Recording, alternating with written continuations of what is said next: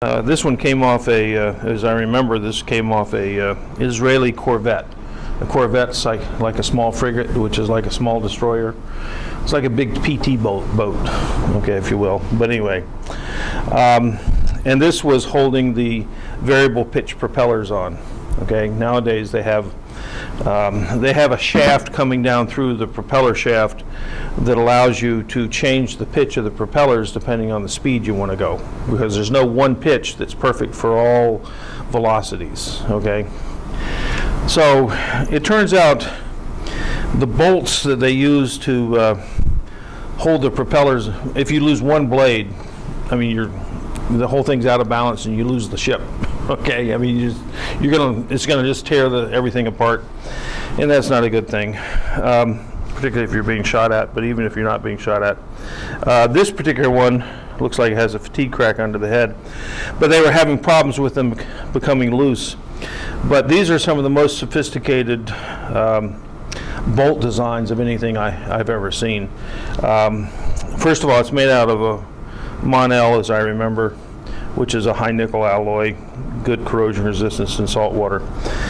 And it's because it was getting loose, that's why it has the fatigue crack. But you can see they taper the shank so that this thing is designed so the stress is uniform all the way along here. I mean, the threads create a stress concentration, but they've designed it so it's a little bit bigger.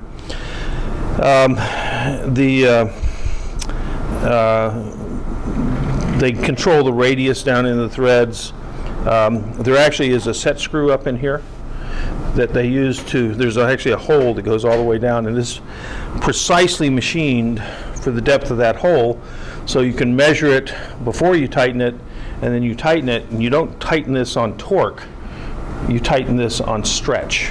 You actually measure the stretch of the bolt. Okay, very, very precise, because you're using Young's modulus as the measurement of stretch, and so you get very accurate measurements of your clamping force. And I can't even remember, it's been so long, why they were actually loosening in that particular situation. But in any case, I ended up with a few of them, and we found them a few months ago. So you can pass that around. Okay, anybody have any questions? If not, I'm going to try to explain why we're studying manufacturing science, or why I call this manufacturing science. It can be argued, at least I've argued in the past, that there are only three things that generate wealth in society. Agriculture, mining, and manufacturing create wealth. Everything else merely redistributes it. So what does a medical doctor do? You can say he helps create health, but he's redistributing the wealth. Okay? What does a banker do? He's just redistributing wealth. What does a lawyer do? He's redistributing wealth. Okay? You could argue that an educator is also just redistributing wealth. One person at Intel, when he saw me say this, he says, well, what about knowledge? It's also something that can create wealth. Well, okay, I'm a materials person, and I started saying this a little over 20 years ago. If you want to talk about material things, knowledge doesn't create material things. Agriculture grows things. Mining takes things out of the ground, and manufacturing takes things and makes them higher value added. Okay? I got in a big argument in the mid-90s on a National Research Council committee. The chair of the committee was a guy from Pratt & Whitney, and he said, oh no, because he questioned what I meant by the meaning of wealth. To him, wealth was cash. Okay? Now, in this little thing, I was kind of talking wealth being objects, okay?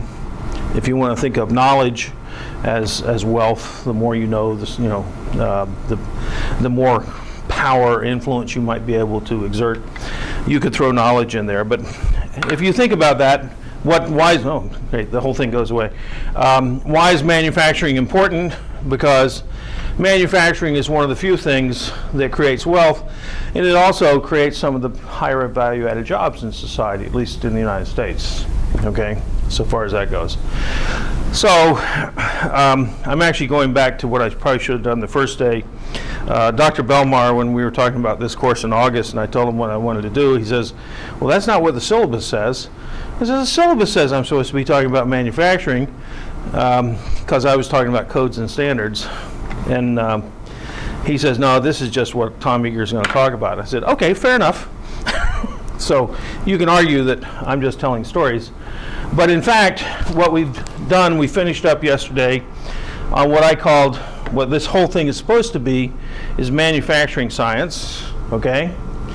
And we're interested in manufacturing, not just from a material scientist point of view, but from a mechanical engineer or civil engineers or a business person's point of view to a certain extent. Manufacturing science, we've gone through observables and the fundamental quantities and limits to materials properties we finished up yesterday, and we're starting codes and standards. But I was thinking about it yesterday. To describe manufacturing is sort of like the 6 blind men and the elephant. How many people know the parable of the 6 blind men and the elephant? You don't know that? You know it. You're saying, you're nodding yes. What is it? It's like, 6 blind men looking at an elephant, and they're like touching different parts of it, and describing the deal, and it's all completely different. Right. So this actually is a fable that goes back in the Indian subcontinent, and it's attributed in different cultures to Hinduism, Buddhism, Jainism, Muslim. You know, this is a fable that goes back thousands of years, and there's actually a poem by John Geoffrey Sachs, written in the late 1870s or something, about the 6 blind men and the elephant. And if you want to look it up, you can. I have a copy of it here, but we're not going to read it. But the 6 blind men go out to look at an elephant, and one of them touches his side, and he says, oh, an elephant is like a wall. Another one touches the tail and says, oh, no, an elephant is like the rope. Another one touches the tusk and says, oh, no, it's like a spear. Another one does the tusk and says, oh, no, it's like a stake. Another one gets the leg and says, oh, it's a tree. And another one gets the ear and says, oh, it's like a fan. Okay, so these are the 6 things on the elephant. And things, in fact, they're all right, but they're all wrong. It's just your perspective. And so manufacturing science is sort of the same thing. I kind of made a list yesterday somewhere. And said, if you went over to the Sloan School, they would tell you, one group of faculty would tell you that manufacturing is operations research. How do you manage the flow of goods through a factory? Okay? Or another group might tell you it's logistics. How do you move things from here to there? Or they call it supply chain management. If you go to mechanical engineering, they'll teach a course on different types of materials processing, and they'll tell you what casting is and what machining is and what extrusion is. If you go to some other people in electrical engineering, they'll talk about statistical quality control. Okay. Another group will talk about quality control and quality assurance and ISO 9000, which we might talk about. If you go up to Harvard Business School, they'll talk about operations management. You know, it's the boss who controls everything. All these other people are just, you want to get rid of all those hourly workers, is the general philosophy in Detroit, so far as that goes. So everyone has a different view of manufacturing, but in fact, one view of manufacturing is the one that the government has, or had, when they started the National Bureau of Standards. If you walk into the NIST facility, this is a $700 million government laboratory in Gaithersburg, Maryland. If you walk in there, right above the reception desk in great big letters, it says, "It is therefore the unanimous opinion of your committee that no more essential aid could be given to manufacturing commerce," which is what the Department of Commerce is supposed to be interested, "the makers of scientific apparatus, the scientific work of government, of schools, colleges, and universities, than by the establishment of the institution proposed in this bill," which is 1900. They were proposing to form the National Bureau of Standards. And so this course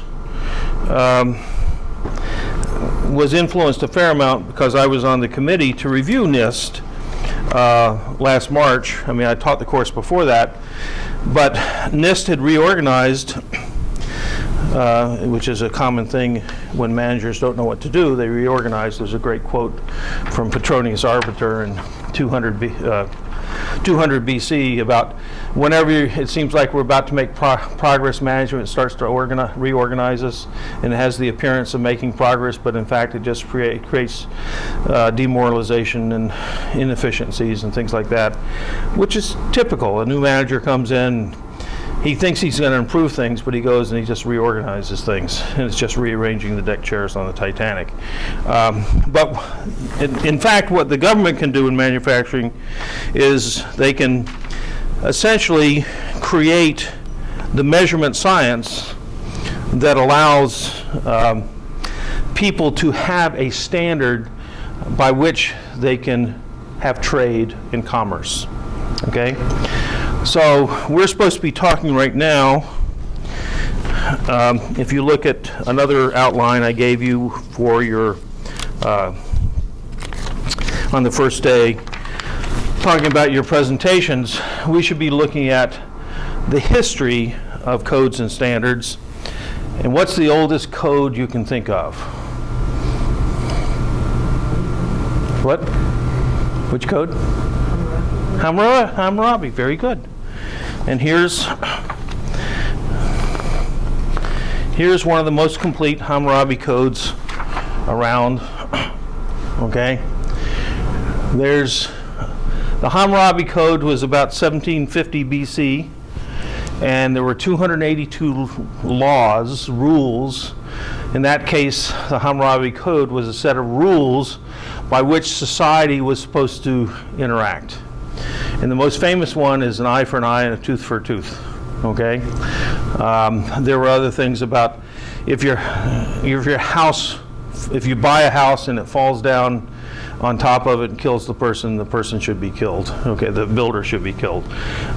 So it was sort of an ancient, sort of a vicious code, but nonetheless, it was a set of rules. It's not the earliest set of rules that we know of, but it is one of the earliest set of written rules, and it's one that actually is in the Louvre in Paris. And this was found in 1900 somewhere, and it's written down, and you got the 282 rules, which cover lots of different things.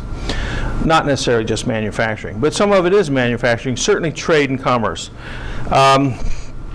What's another old set of rules? It's not called a code, it's actually called an oath, taken by, what? Go ahead, say it. Magna Carta is old, and that's a set of rules. Yes, okay. I was thinking one older than that is the Hippocratic Oath. It's the set of rules that physicians use, and that goes back to about the 5th century BC. Okay. You could talk about the Magna Carta, you can talk about lots of things through the ages of different rules and regulations through which society is interacting. Okay. The one I gave you the first day of class, or sometime that last week, was the basis of conventional lightning protection systems, which goes through and talks about the history of what happened after Ben Franklin. By the way, well, I don't have to show you a picture of the Hippocratic Oath. After Ben Franklin did his thing with his kite and his string, and he's lucky he didn't electrocute himself, but nonetheless, in 1752, if I blow that up, I mean, you've got a copy of this. The earliest literature available that proposes protection from lightning starts in 1752 with Ben Franklin. Okay, so people started proposing to put lightning rods on tops of houses, and in fact, this thing goes through and talks about it developed. This particular history on the next page goes through the Iowa Fire Marshal records. Okay, lightning was burning down a bunch of cow barns, and they were having roast beef every night. They had a thunderstorm. Okay, or whatever. Okay, so Underwriters Labs came up with a master label, Ontario Lightning Rod Act. Eventually, they came up with other codes, and the current code for lightning rods and stuff is the National Fire Protection Association 780 Standard for Installation of Lightning Protection Systems 2011 edition. Okay, and the guy who wrote this article down here happens to be the chairman of this committee. Okay, that writes this thing. He's a guy in the government, works for the Army. The Army is interested in lightning protection because they've blown up a lot of ammo dumps when they had thunderstorms. There's a section in here on marine protection. You know, if you're out there in a sailboat, it's really a problem to go find someplace to hide. I mean, you happen to be the highest thing in the ocean, typically. And so, should be, there you go. There's a picture of how to protect a sailboat, okay, in the lightning protection system. There's this chapter 7, that's chapter 10. Chapter 7 in here is a code for protection for structures containing flammable vapors, flammable gases, or liquids that give off flammable vapors. So this is things like a propane tank you might have, you know, stored outside, or an oil tank if you have oil heat. And I'm sure there are examples of these things blowing up. It turns out I mentioned the first day, and I passed around examples of traditional black iron pipe, which we're going to talk about a little bit later today, but I also passed around some pieces of CSST tubing, and we may talk about this in a little more detail. But I mentioned that this being about 1/10 of an inch thick, if it gets hit by lightning, all you do is kind of melt a little surface, but it doesn't perforate it. This, if it gets hit by lightning, creates a hole, and while cleaning out some trash the other day, I found one, this that I can show you. This actually is something that's, the problem is settled, but this one has a hole in it. It's easier to see it on the back side, but there's one of the holes that was formed by lightning and burned down a house in Maryland, okay? Because it's just too thin, okay? They didn't bother to read the NFPA 780 20 years ago when they were developing the standards for that product.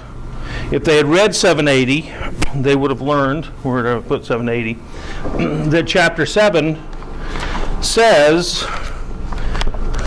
that you have to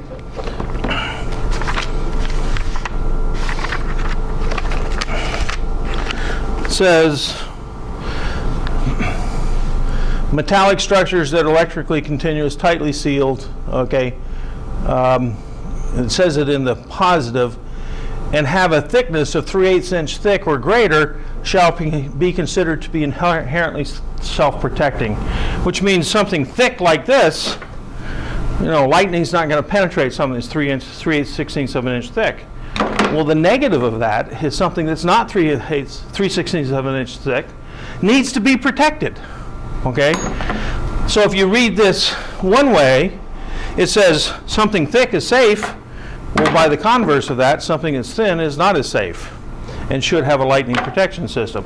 One of the arguments of the manufacturers of this stuff, it's more expensive to buy than the black iron pipe per foot, but you can build a whole house and install all of it in one day with this stuff because it's flexible and there's fewer joints. It takes 3 days to pipe a typical house with this stuff. So there's big labor savings, they say. Well, this labor savings are only there if you don't have to also buy a $5,000 lightning protection system, okay? That sort of kills the savings. So you have to look at the whole system of these things. And one of the defenses of these people who have put 1 billion feet of this out there in homes, and every time there's a lightning storm, it's just, you know, more homes are going up with each lightning storm. They said, well, we met all the standards. Well, just because you met a standard, that's the minimum requirement. And if you say you met all the standards, what do you mean by all the standards? There's more than one standard. And standards call out other standards, which is one of the things that I want to go through. And I've lost my, not that it matters, the thing that talks about who writes codes and what's the history of codes. I want to get into some of the engineering codes now, as opposed to Hammurabi's code and the Hippocratic Oath and Magna Carta and stuff. A lot of the codes that we have go back to the beginnings in the Industrial Revolution. Okay, the first research contract that was ever given by the federal government was given in the 1830s. It was given to the Franklin Institute in Pennsylvania, in Philadelphia, Pennsylvania, to figure out why steamships on the Ohio River were every now and then blowing up, exploding and killing a bunch of people. Congress wasn't happy.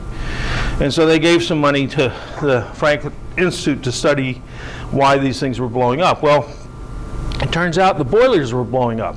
These were basically cast iron boilers that might be riveted together, and they would be a firebox where you throw some wood in, and you'd have a chamber where you boil the water to make the steam to help turn paddle wheels and things like that. Okay, and every now and then they would blow up. Well, we didn't have fracture mechanics. We didn't really have a real understanding of the quality of cast iron or steels, because metallography hadn't been invented. We didn't really understand anything about stress concentrations and what a hole does in a plate in terms of creating a crack and stuff. Before that, everything was just sort of historically built up. They had built one of these things before, whether it's a bridge or a building, and they made it this big, and someone might next time try to make it a little smaller to save a little money, and as long as it didn't fall down or break or blow up, the next time they make it a little smaller and a little smaller, and eventually the thing would fail, and people say, oh, made it too small, okay, too thin. And so after a while, people started saying, well, you can't go thinner than X, okay? And that's sort of the beginning of codes, okay? One of the most important codes in the world today is the Boiler and Pressure Vessel Code, which I think in 2005 celebrated its 100th anniversary. It's the American Society of Mechanical Engineers Boiler and Pressure Vessel Code. It is used almost throughout the world, okay? But it got its real growth actually a few years after it started, right down here in Brockton, Massachusetts. And there was a shoe factory in Brockton that looked like this one day, and the next day it looked like this, okay? It's the best picture I got. I used to have 2 copies of this book. They've both been borrowed on the no return plan. In any case, the boiler blew up and it just leveled this block in Brockton. And so this really got some legislators interested, and the American Society of Mechanical Engineers really pushed to strengthen the Boiler and Pressure Vessel Code. Today, the Boiler and Pressure Vessel Code is about 10 volumes or so that are this thick. This is one volume. This is an old volume that I happen to have. 1989, Section 8. Section 8 is for pressure vessels. Section 3 is for boilers. Oh no, I'm sorry, Section 3 is for nuclear reactors. Section 2 is materials. Section 1, I think, is boilers. Anyway, boilers are fired pressure vessels, and an unfired pressure vessel doesn't have heat added to it, and they have their own little stamp that goes on the vessel. In the old days, they'd actually stamp the steel vessel, but then they learned that created stress concentrations, probably had some failures, so now the stamp is actually something that's affixed to the vessel, and it has a little particular shape that many people can recognize all the way across the room from the little shape.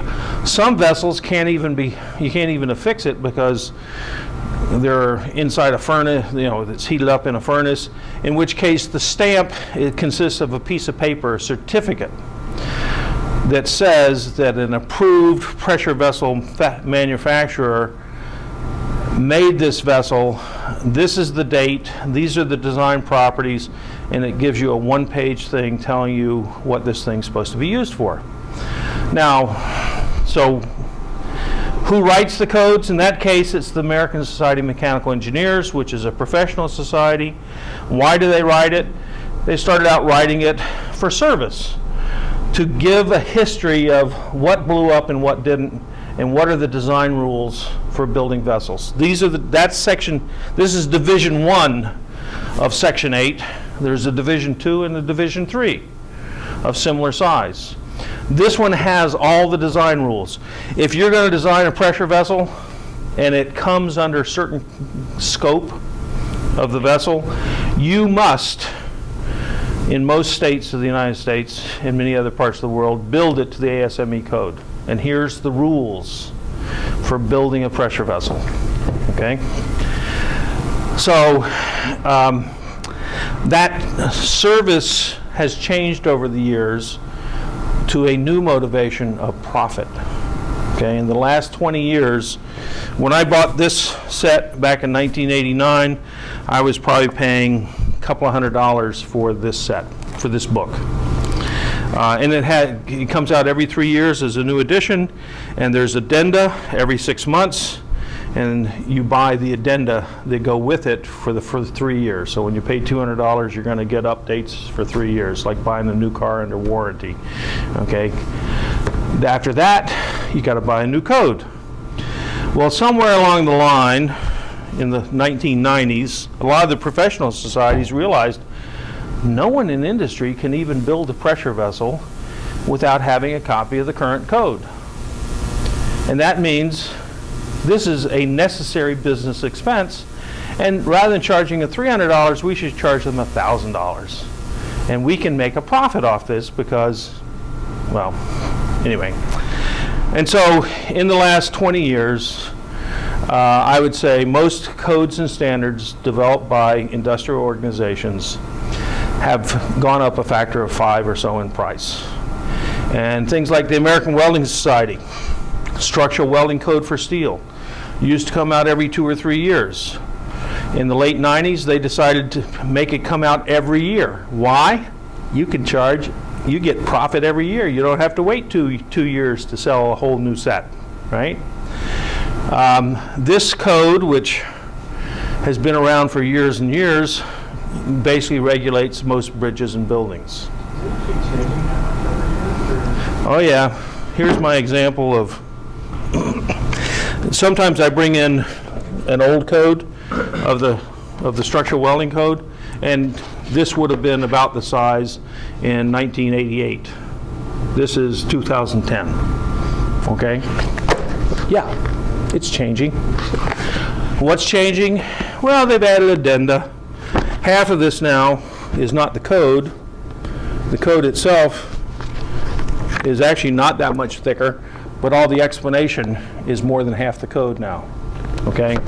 So it's got annexes and appendices because these committees can add to it, and all these codes, or many of these codes, are a wealth of knowledge. Okay? They carry the corporate history of the industry and many of the failures that have occurred. There's a book, I forgot to bring it with me, called To Engineer is Human. There's a guy, a professor down at Duke University in civil engineering, Henry Petrosky. He was elected to the National Academy of Engineering at the same time I was. We're the same class of 97. And he got in because he wrote this book, To Engineer is Human. And the theory of the book is all progress in engineering is a result of mistakes. Okay? We build something, it blows up, it breaks, and we go in and we say, why? And we figure out why. You know, there's a famous picture of Gallop and Gertie, that bridge they teach in freshman, when they talk about freshman physics, when they talk about waves, and you see Gallop and Gertie. They made that too thin. It was too slender, and so when the winds came, it wasn't stiff enough, and it would start to buckle, and the waves, it got into resonance. And now, how many casualties in Gallop and Gertie? Anybody remember? One dog. One dog. There was a guy on the bridge in his car, and he and his dog got out of the car. He was smart enough to head across the bridge and got across in time. The dog was just confused and ran around kind of in circles, and when the bridge went down, the dog went down. But nonetheless, they revised all the bridge codes for how you design bridges. And so Petrosky kind of became famous and is sort of a spokesman in engineering for the whole idea of we learn from our mistakes, okay? And so the codes are extremely valuable because they don't necessarily tell us about our mistakes, although there is a code that tells us about our mistakes. Some of you might have been around here long enough. Remember on Super Bowl Sunday about 4 years ago, there was a big explosion down in Middletown, Connecticut. Anybody remember that? They were blowing gas out of a big new cogeneration facility, not cogeneration facility, a new gas-fired utility. And when they build all the piping, people leave old packs of cigarettes in the piping or bolts and things. And they have to, if they basically started to run this thing and those things got into the gas turbines, they'd wipe out a $5 million gas turbine if you start throwing bolts, you know, into the turbine, right, while it's operating. So they have to blow out the lines, and they blow them out with a tremendous blast of gas. Well, if you got, you know, 16-inch diameter pipes, where do you get a blast of gas sufficient to come out at near sonic velocities, 500 miles an hour, to carry all that trash out of the pipes in this big facility you just built? Well, they had a 30-inch pipeline at 900 psi that came up from Texas that had all the gas. And so the tradition was to blow the gas through and just let it blow into the air. And they actually did it successfully. They've been doing it for years successfully. The facility was something like a $50 million or $100 million facility, but it was built with alcoves. There were 3 alcoves, if I remember. I've only been there once or twice. But anyway, and the first time they had a little 6-inch pipe that was going to exhaust the gas straight up in the air on this side where there are a bunch of trees. Okay? They successfully blew that for about half an hour or so until they blew all the bolts out into the trees. The next one, the gas pipe exit was down low. This was about a 10-story building, okay, in this alcove, which was sort of protected. And the 6-inch pipe was right here. And this alcove basically collected enough gas that when it found an ignition source, and no one's quite sure what the ignition source is, but it went kaboom, and it blew up this building, and the turbine buildings were over here, wiped out part of these, did $50 million of damage.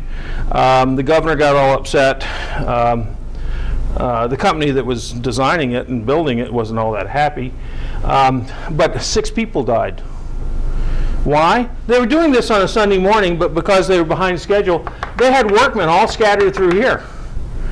When they're doing this type of blowing, you shouldn't have anybody on site except the necessary people, and they should be in an area far enough removed that you're not going to hurt anybody. Some of the guys here had left and gone home because they were getting sick from so much gas they were breathing before the explosion. So it wasn't as if people shouldn't have known that there was a lot of gas around.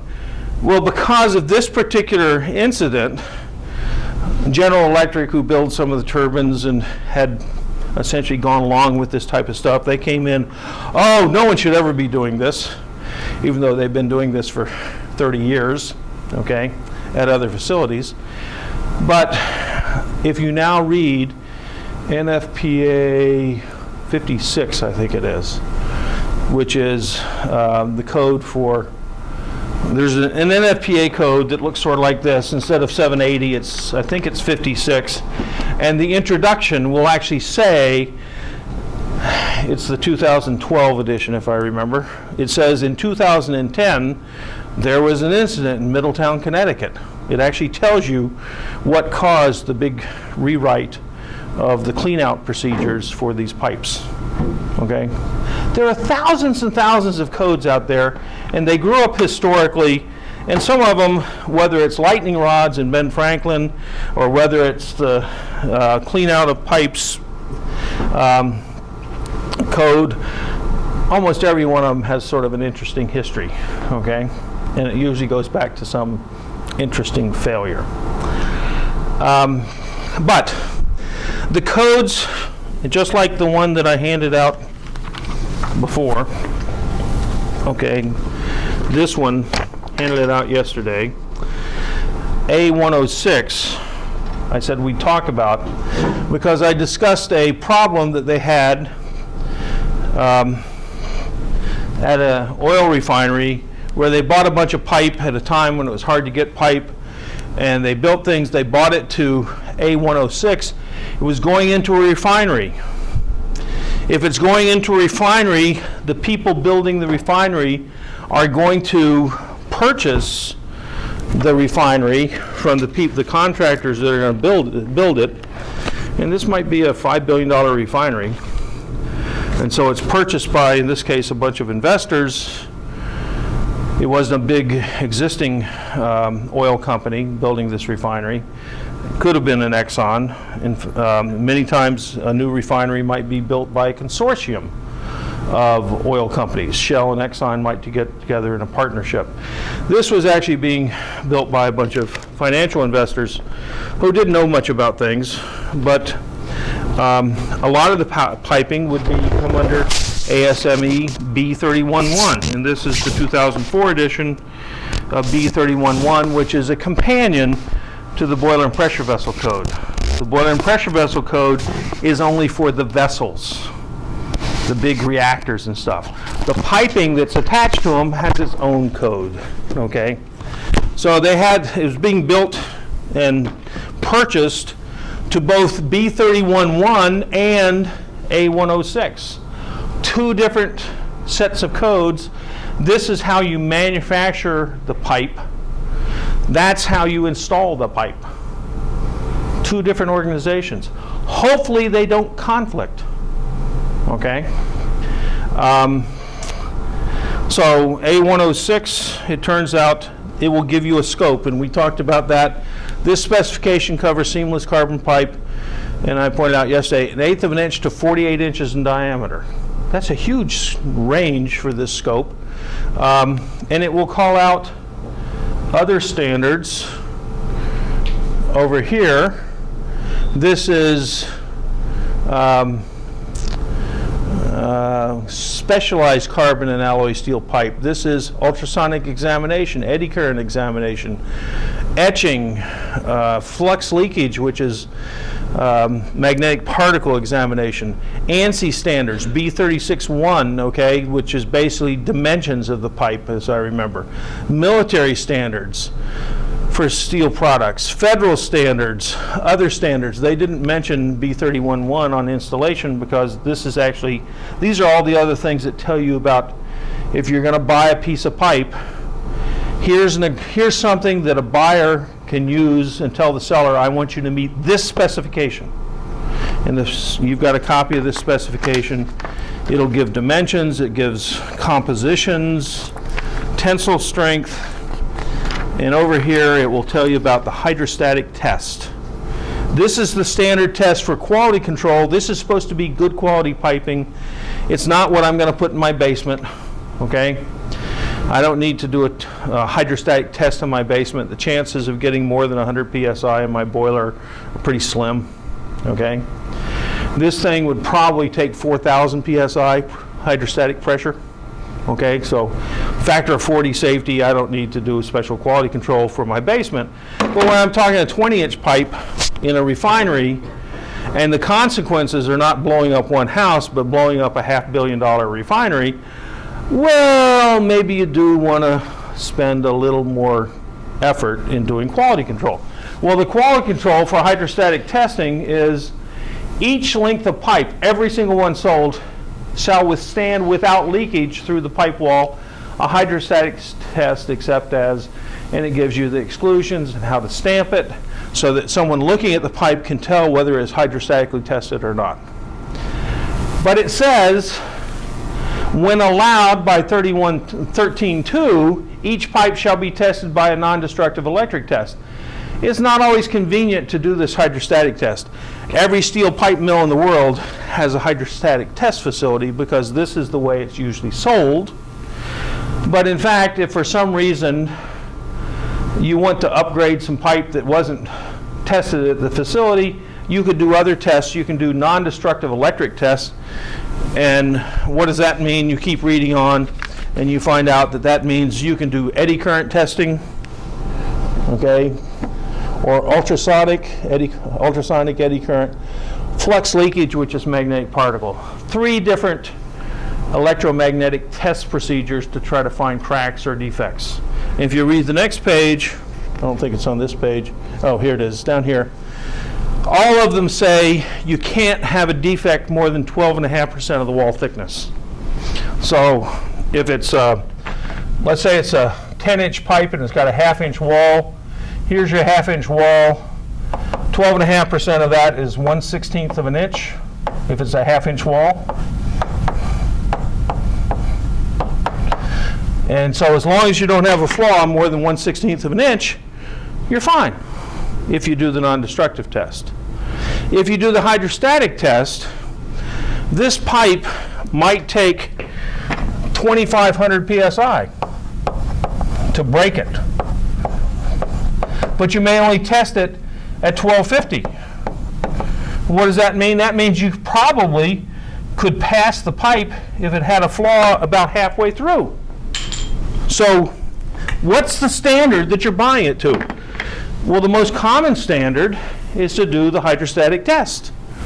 That's what 99% of all the pipe in the world is sold to refineries based on the hydrostatic test.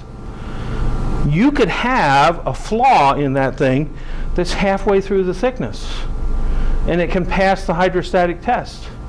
It can go into service, and because you probably have under the installation code a factor of safety about 3 or 4, you'd have to be 75% of the way through in order to have the thing fail in service, unless you had a tremendous amount of corrosion in service. So it's okay. Not only that, most of these pipes, if you study fracture mechanics, will do a leak before break. So you get a small leak, you don't get a big explosion, usually. Okay? Hopefully. And that is true. That's why people have learned a hydrostatic test on every single piece of pipe is good enough. It's fast enough and it's good enough. If you decide later you want to go, you go and check things, and that's exactly what happened in this refinery. They found one failure. They were doing a test after they had cut it up and put it in service, and they found they had a little leak on their test. They did a study and found, oh, this leak went all the way through. It shouldn't have ever gotten out of the steel mill. Well, how did it get out of the steel mill? Well, sometimes people make mistakes. You know, sometimes a piece of pipe that's supposed to go into the reject pile gets put onto the ship pile. Things happen, okay? One bad pipe out of 600 doesn't make the other 599 bad. But that's essentially the position that the refinery took, and they cut out all the rest of the pipe.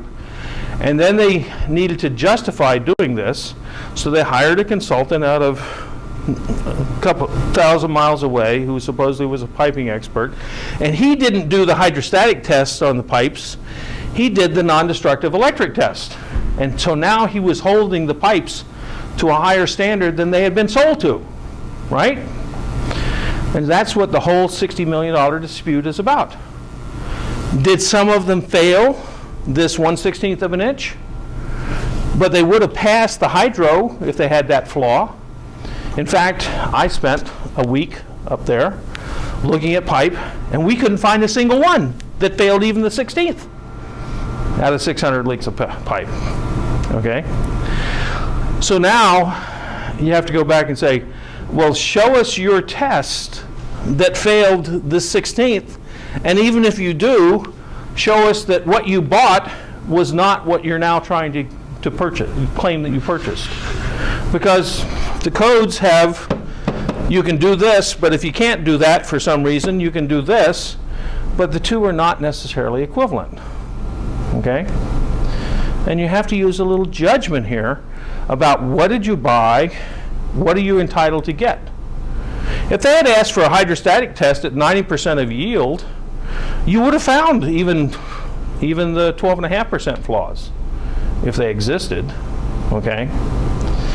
So that's what that dispute is about. It's still ongoing, so far as that goes. But it's a question of how do you read the code, and what does the code mean? Just because it's in writing doesn't mean everybody's going to agree on the interpretation. So in fact, codes have interpretations. And this is something else that professional societies can sell. Okay?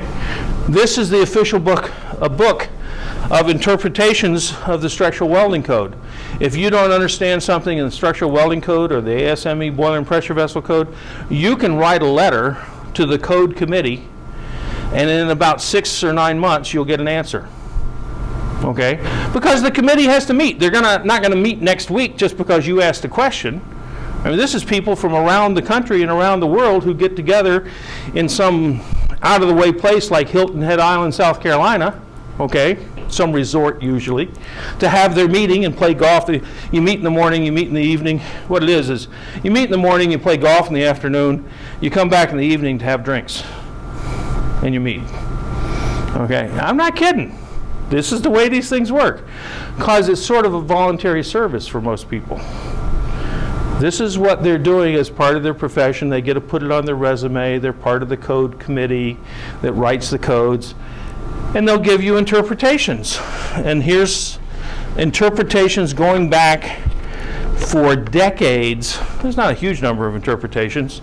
But for example, here's one on, the question was, this is 1984, or yeah, 83, is it the intent of the code to prohibit level 3 NDT individuals from performing NDT testing if they are not qualified as level 2, okay, testers? And the answer from the code committee is yes, okay? That's an interpretation, okay? You don't even know what all that jargon means. You have to be part of the whole business to understand that. You don't have to understand the jargon. I understand the jargon, but I've been part of this business for 30-some years, right? And I don't want to, actually I may talk, I think I do under the section on non-destructive testing. I talk about level 1, level 2, and level 3 inspectors, which is a very confusing thing anyway. But others, they will give you lengthier things, and they'll refer you back to, this is 1990, someone asked the question, does the D11 place a minimum thickness of 1/2 inch on materials welded within the scope? And they say, okay, read this section, okay, here's one, they actually give you a drawing. They will give you some interpretation, and typically a lot of those interpretations will be clarified in the next edition of the code, okay? Because obviously it created some question. Most people are not just cranks writing questions. They've studied the code and they've got some question about it that wasn't clear, okay? So who writes codes? Industry writes codes, and they started out doing it as a service. They now do it both as a service and to make a profit, okay? Codes almost always get thicker in time because things are added to them. I have an example for you of the opposite. This is the 1997 Structural Welding Code for aluminum. This is the 2003. Which one's thicker? Well, they're almost the same thickness, but in fact, the 97 was thicker than the 2003. Why? Well, in 97, Chapter 2 was on how to design a welded structure out of aluminum. In 2003, that chapter got decimated in size because the Aluminum Association came out with the Aluminum Design Manual. So this is actually what happened. And this is thicker than this. Okay, so now this code references this for design. It used to be design was included in here. Okay, So the societies are trying to work together. When one of them comes out with an improved things, they work together. Why do they work together? Some of the people are the same people on the committees, okay? So far as that goes. Now, some codes don't increase in price, okay? If you want a 10-volume set, actually it's only 9, but the aluminum chapter is actually 2 volumes, so it really is 10 volume. 10 volumes. So I've got this whole code. This is the Metallic Materials Properties Development and Standardization, called MMPDS. It's got the Federal Aviation Administration up here. It's MMPDS 05. These are the guidelines from April 2010. It used to be called Mill Standard 5 or Mill Handbook 5. And it started out, this is the introduction, and in the introduction it will tell you that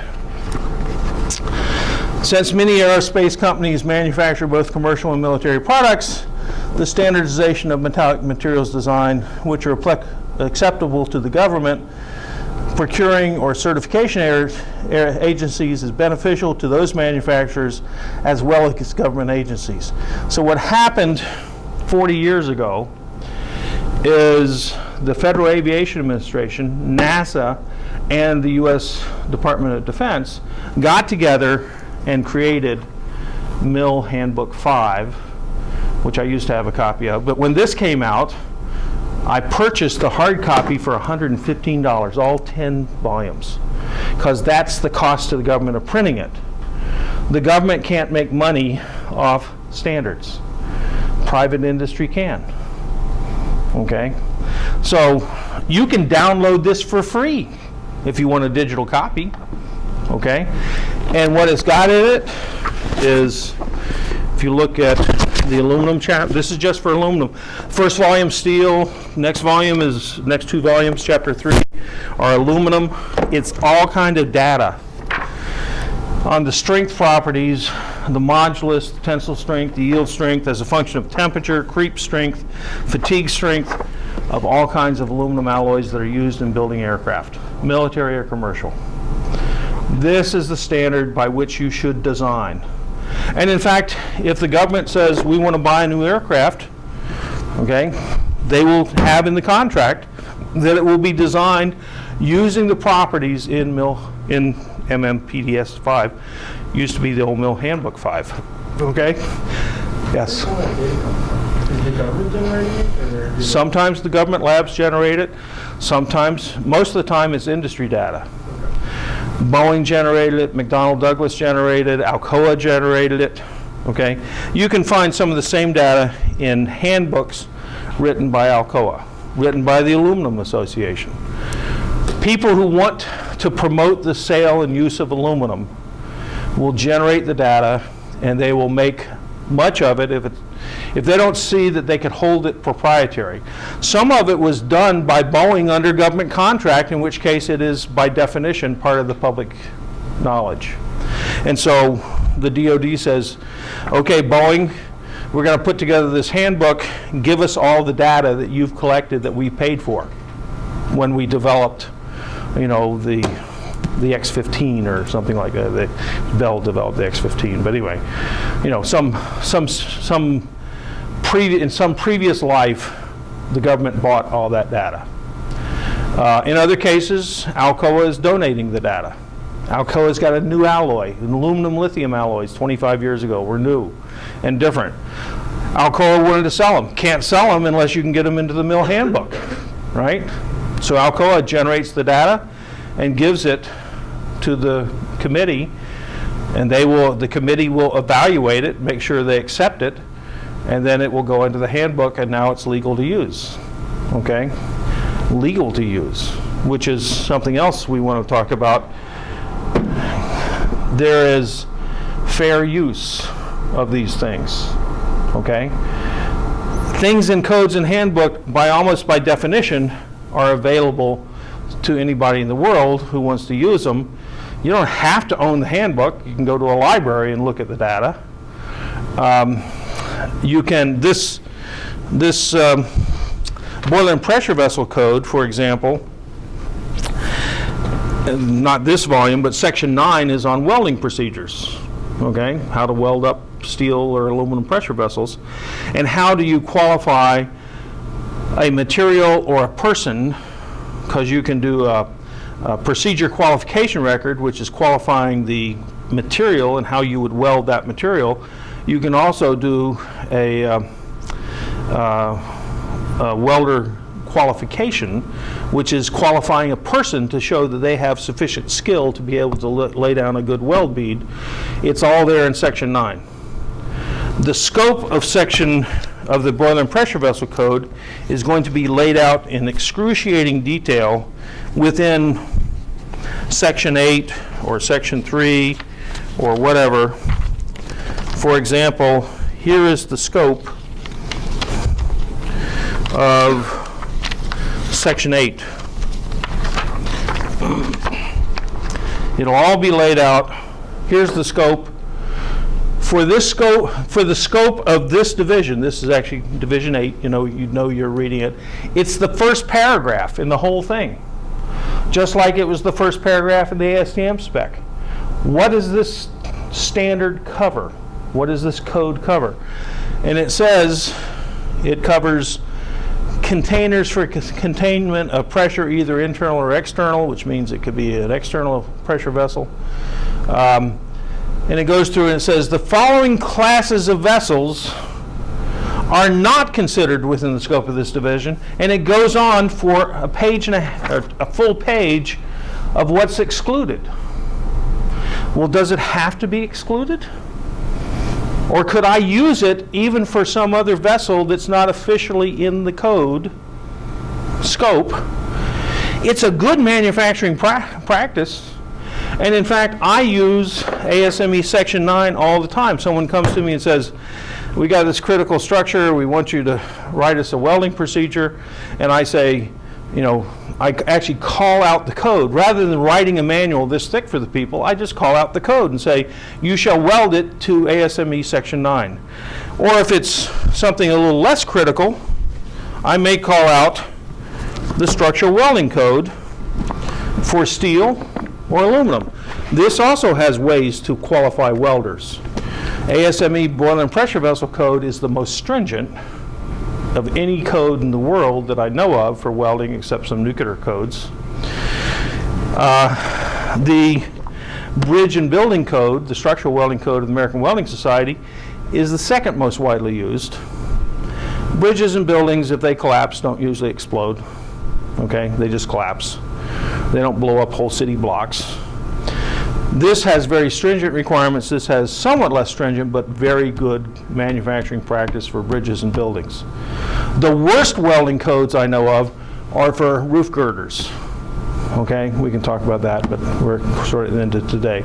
And I'll give you a case study probably tomorrow on cement trucks and a pressure vessel that went on a cement truck that neither the federal government said they worried about, and the ASME code has an exclusion, so the company decided to build 100,000 of these and didn't use the code, didn't use good practice, and they killed a guy